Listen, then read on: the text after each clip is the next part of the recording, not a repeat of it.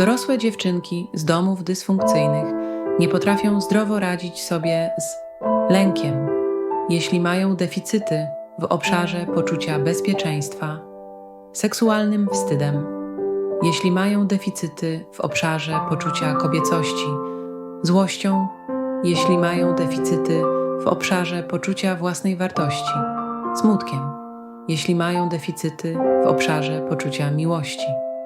Brak umiejętności radzenia sobie z emocjami skutkuje tym, że albo zalewamy się nimi i to one przejmują nad nami kontrolę, odbierając możliwość racjonalnego myślenia i świadomego działania, albo blokujemy je w sobie, stosując różne sposoby ucieczki od nich, co uniemożliwia skuteczne komunikowanie się ze sobą, z innymi ludźmi i ze światem.